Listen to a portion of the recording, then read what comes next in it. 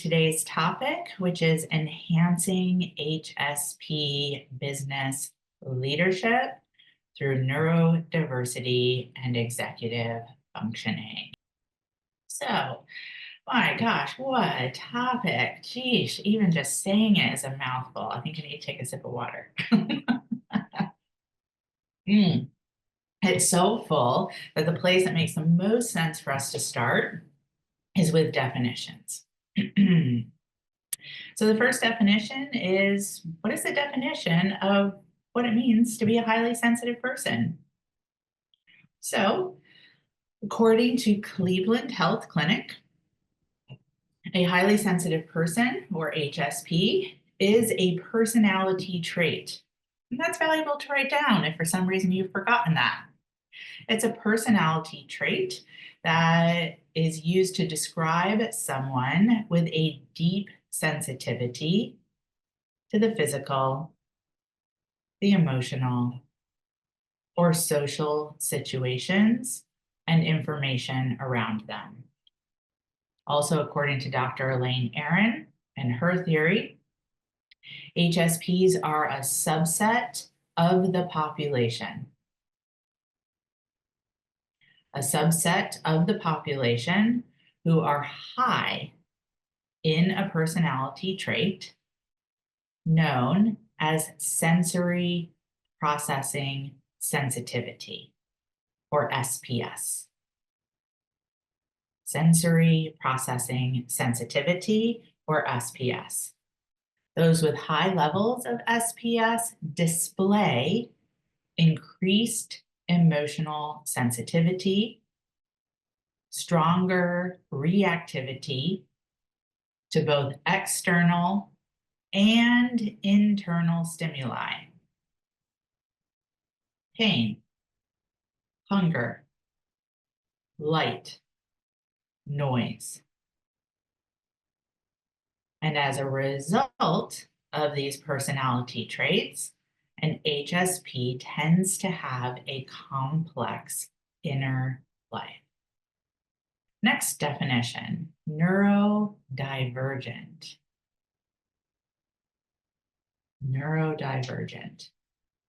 So again, according to Cleveland Health Clinic, neurodivergent is a non-medical term. A non-medical term that describes people whose brains develop or work differently for some reason. This means the person has different strengths and struggles from people whose brains develop or work more typically. While some people who are neurodivergent have medical conditions, it also happens to people where a medical condition or a diagnosis has not been identified. I'll pause here, make a dot connect, back to definition of HSP as a personality trait, not a medical condition.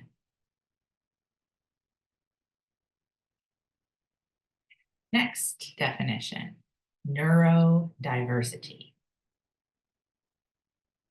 This time, according to Harvard Medical, neurodiversity describes the idea that people experience and interact with the world around them in many different ways.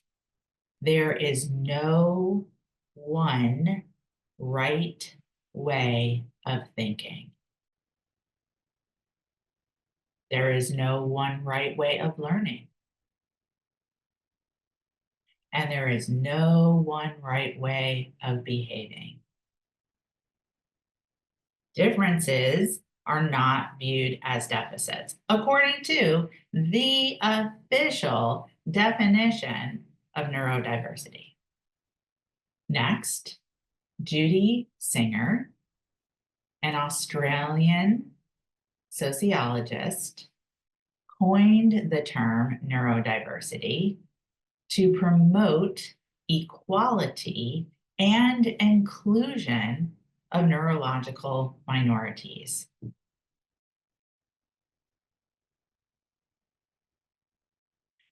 So, love this. Neurodiversity was originally developed primarily as a social justice movement.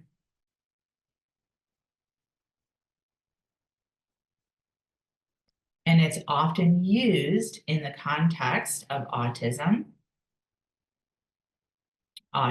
spectrum disorder, otherwise known as ASD,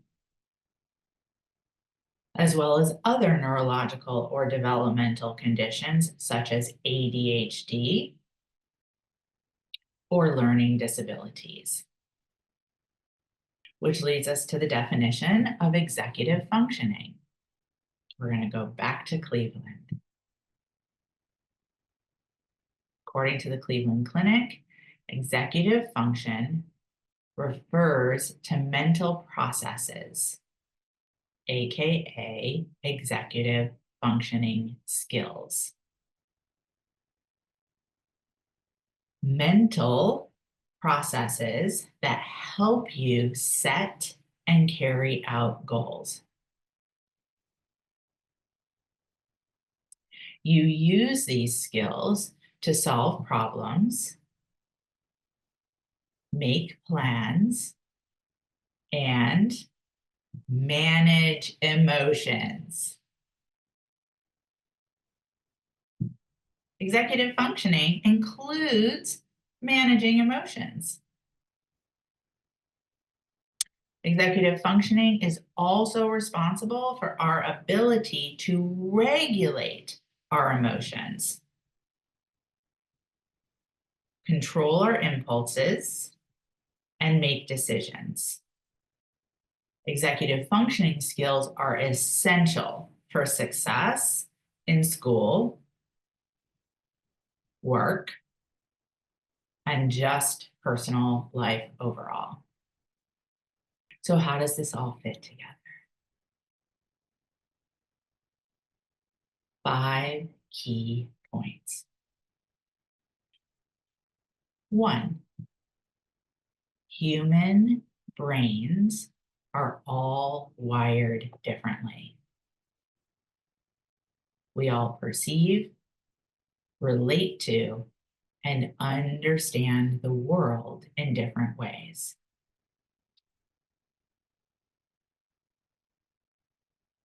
2, how we interpret our world is based on both neurological wiring and our experiences.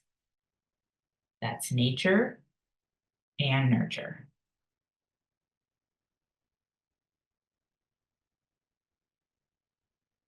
3, due to 1 and 2, which we just covered,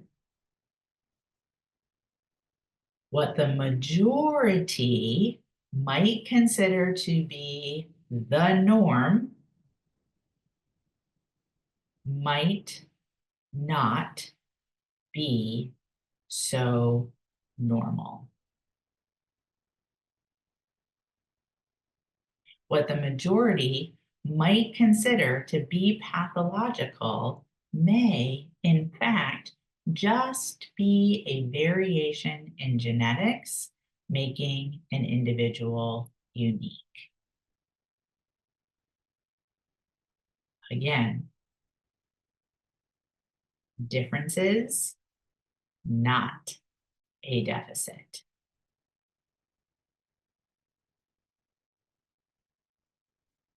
4, HSPs are born with a sensory processing sensitivity.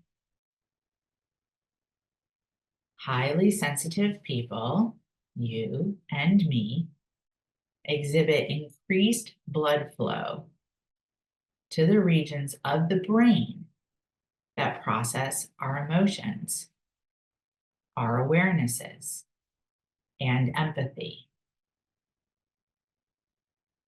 Therefore, we are born with different wiring than most. 5, a highly sensitive person perceives the world differently than most, and therefore are among the neurologically diverse in our population. So, how do we work with all of this for enhancement, not deficit, enhancement in business and leadership?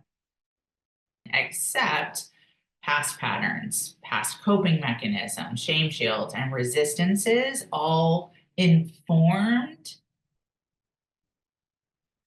from not necessarily being considered as neurodivergent, not necessarily having your neurodiversity taken into consideration when being taught executive functioning. Most of us were not. Which brings us to master. Master executive functioning as an HSP. Mental processes, again, executive functioning skills that help you to set and carry out goals, solve problems, make plans, manage emotions, regulate your emotions, control your impulses, and make decisions. It's literally everything the retraining of the highly sensitive leadership training program supports you with. If there's one thing I have heard and heard consistently in my decade plus of doing this work, it is, I'm different. I don't want to be different. Make me not different. Fix me. If I can't do it like other people, that means I can't do it. And all of that, in short form honesty, is such a waste of time and energy. For all the reasons, all of the research that I just shared with you. You're literally fighting against how you are wired. Why? Why are you doing that? Why? Well, that goes back to nurture and the experiences that most of us have had, the ways that we have previously been trained to believe that if we are not like the others around us, that means that there is something wrong with us. But I'll go back to the research. The differences are not a deficit. And that executive functioning, those skills can be developed based on your neurodiversity. So you can set and carry out goals. You can solve problems. You can make plans and follow through on those plans. And you can manage your emotions. And you can regulate your emotions. And you can control your impulses. And you can make decisions to do all of that. You are absolutely capable. It's just going to look different than the majority of the people around you. So stop trying to fit into someone else's definition of norm. Stop taking courses and trainings that are not designed for your way of processing.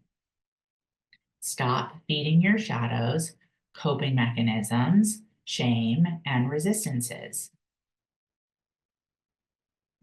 and start capitalizing on who you are by leaning into your highly sensitive leadership training program in order to enhance your executive functioning, to more easily create what you want for yourself. Breath in and let it out.